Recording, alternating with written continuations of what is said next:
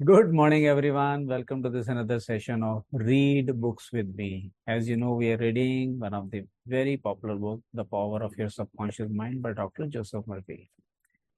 Last session में Monday को हमने चैप्टर नंबर 4 शुरू किया था, mental healing in ancient times, right. उसी को कंटिन्यू करेंगे हम। आप लोग भी सोचते होंगे यार शुरू करते हैं सीधा पॉइंट पे आते हो, गपशप नहीं मारते कुछ। गपशप मारने का टाइम नहीं है, बिकॉज बहुत सारी चीजें हमें सीखनी है जिससे हमारी लाइफ के अंदर बेनिफिट मिल सकता है। तो let us straight away come to the point and today is day 16। बताइए, 15 दिन ऑलरेडी निकल चुके हैं, 16वां दिन है हमारा, 16th session.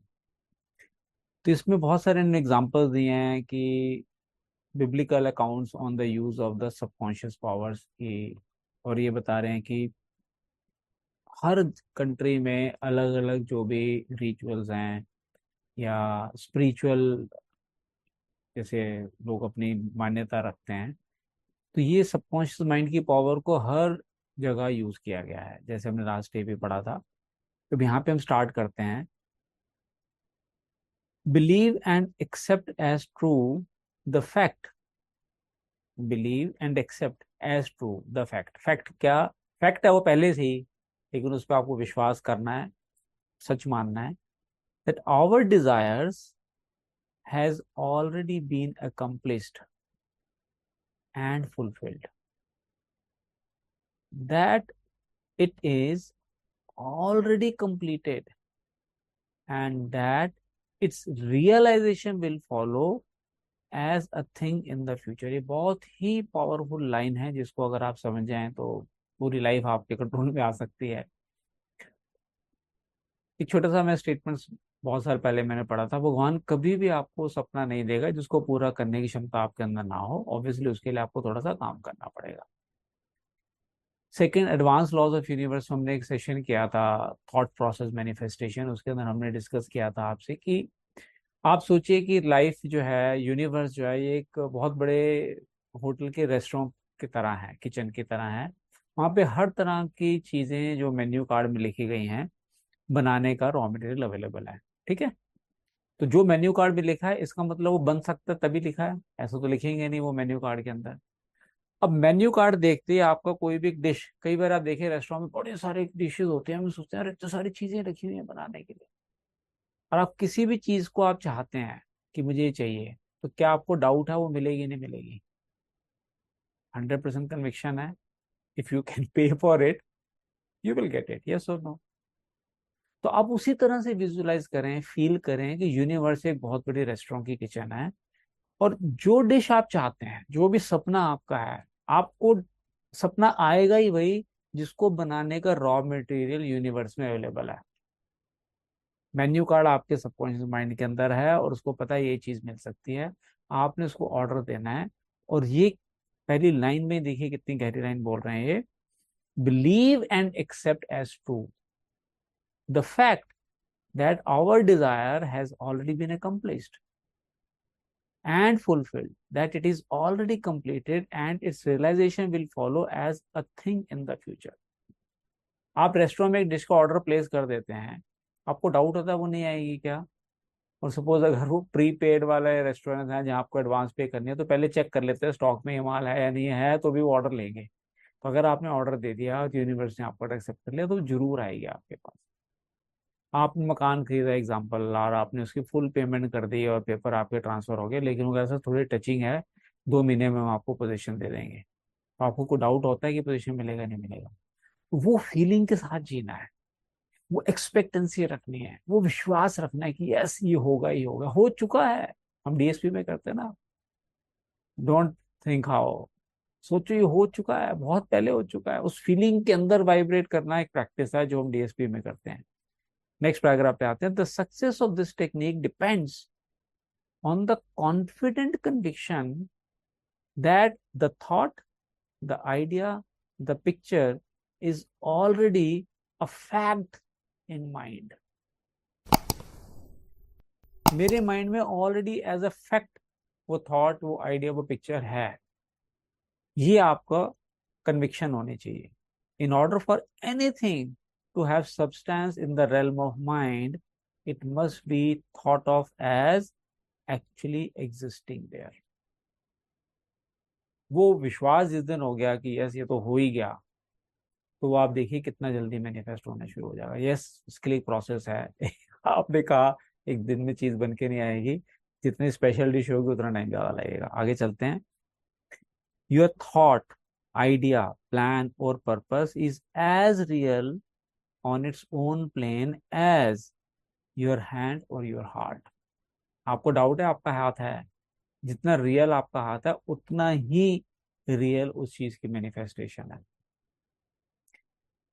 You completely eliminate from your mind all consideration of conditions, circumstances, or anything which might imply adverse contingencies। तो उस बड़ा सेकंड के लिए भी मत सोचो कि ये होगा नहीं होगा, डाउट, फियर, एंग्जाइटी नहीं आनी चाहिए आपके अंदर। सब कुछ एलिमिनेट कर दो अपने माइंड से।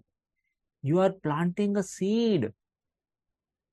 जो कॉन्सेप्ट है वो सीड की तरह है in the mind, which if you leave it undisturbed, बार बार खोद के देखोगे तो बीज कहां से उगेगा, अनडिस्टर्ब छोड़ दो उसको, will infallibly germinate into external fruition. बीज ने पेड़ बनना ही बनना है ना, वो विश्वास करिए आप उसके ऊपर जरूर होगा। Next paragraph, the prime condition is faith. Prime condition क्या, फेथ होना चाहिए। वो according to your faith it is done unto you. जैसा आपका फेथ होगा वैसा ही आपके साथ होने वाला है। If you plant certain type of seeds in the ground, you have faith they will grow after their kind। जैसा बीज बोगे वैसा फल जरूर उगेगा आपका।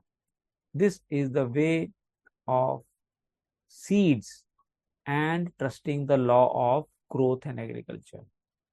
You know that seed will come forth after their kind। तो मालूम है जैसा बीज बोएंगे उगेगा, अगर आप उसको पानी फसल दे रहे हैं।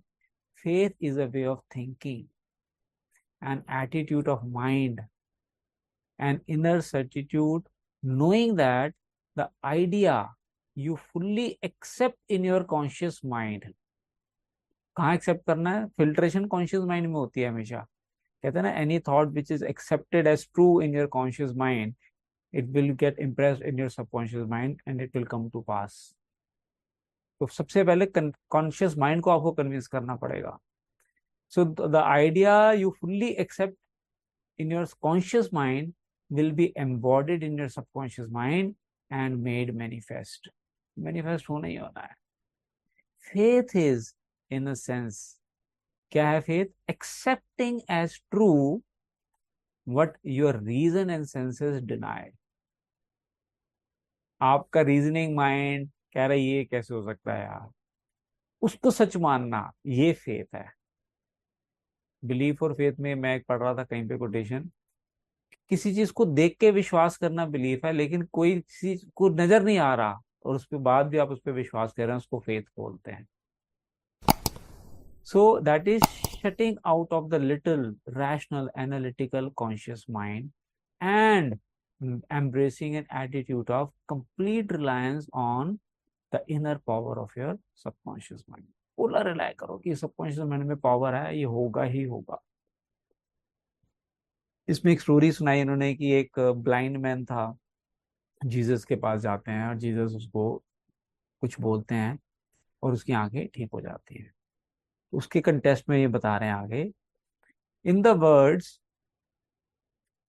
according to your faith be it unto you, you can see that Jesus was actually appealing to the cooperation of the subconscious mind of the blind man।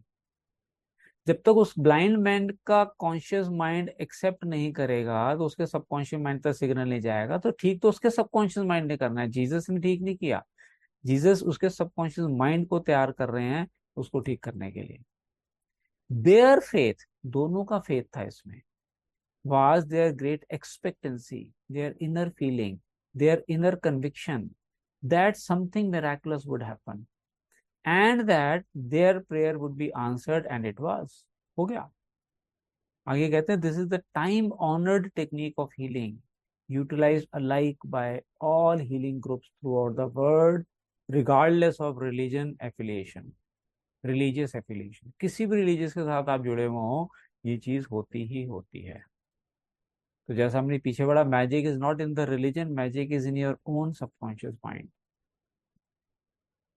उसी पैराग्राफ की क्या रेफरेंस दे रहे हैं, in the word see that no man know it, Jesus enjoys the newly healed patient.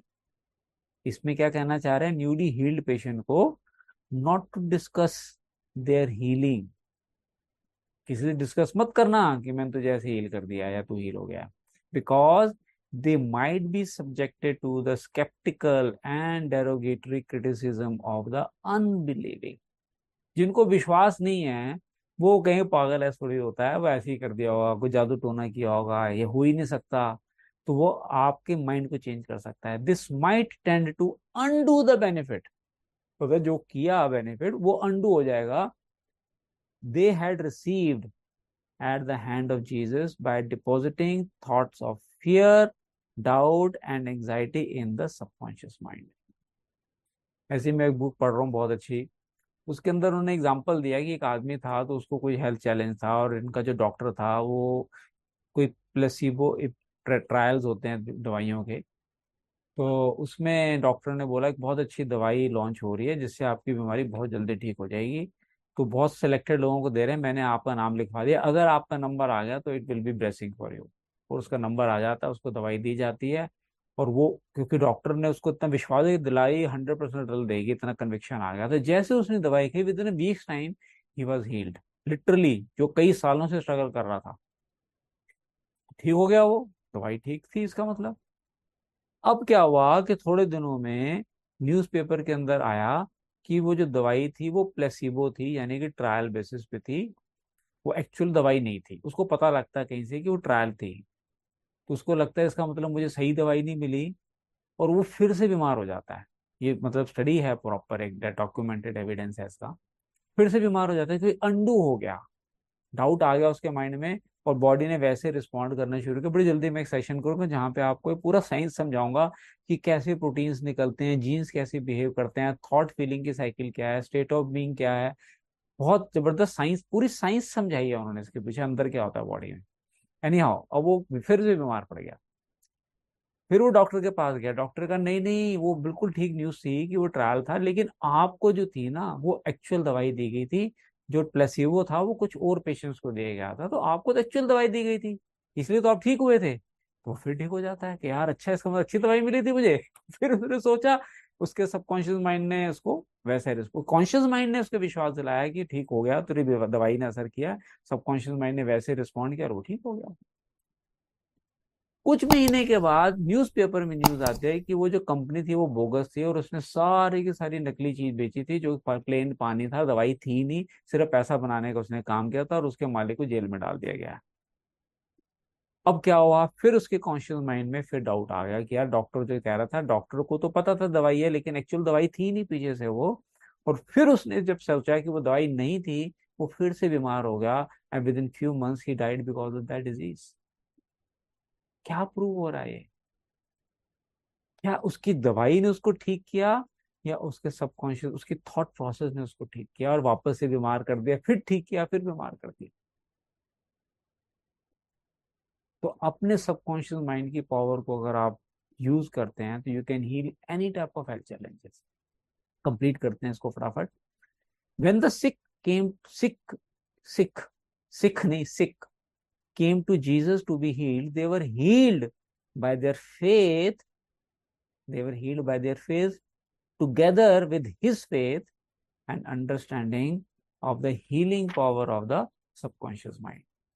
Whatever he decreed, Jesus के reference देने, decree का मतलब कोर्ट का जैसे सम्मन होता है कि ऑर्डर हो गया, he felt inwardly to be true, अंदर से उसको लगा ठीक है, he and the people needing help were in the one universal subjective mind, and his silent inner knowing and conviction of the healing power changed the negative destructive pattern in the patient's subconscious.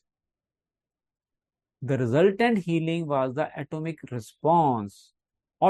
response to the internal mental change. देखिए line दोबारा पढ़ता हूँ, the resultant healing क्यों हुई, were the automatic response to the internal which change, mental change. His command was his appeal to the subconscious mind of the patient, plus his awareness, feeling, and absolute trust in the response of the subconscious mind to the words which he spoke with authority. He means Jesus. तो Jesus को conviction था कि इसका subconscious mind इसको ठीक कर सकता है. वो उसके सबकॉन्शियस माइंड को, जिसको सजेशंस बोलते हैं हम, उसको सजेशंस देते हैं कि ठीक कर दे, ठीक हो जा, तू बिल्कुल ठीक हो गया है, और सबकॉन्शियस माइंड उसका उसको ठीक कर देता है. तो आप समझिए इस बात को कि आपके अंदर सेल्फ हीलिंग पावर बहुत स्ट्रांग है. Yes, you need an environment and a coach who knows कि यस आपका सबकॉन्शियस माइंड ठीक कर सकता है. और इट्स अ प्रोसेस. आप जब उस एनवायरनमेंट में रहते हैं और बार बार अपने, कहते हैं ना 100 बार झूठ बोला जाए वो भी सच लगता है फिर, जिसको रिपीटेशन बोलते हैं एफर्मेशंस के अंदर, रिपीटेशन विद इमोशंस.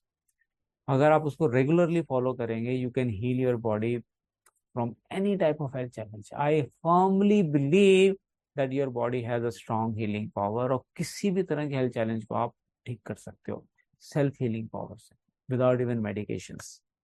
इसीलिए जो FLDRP प्रोग्राम हमारा शुरू है, fat loss and disease reversal programme, we are healing people. So use your power of subconscious mind to enjoy best of the health, best of the relationship, best of the career, and best of the money also.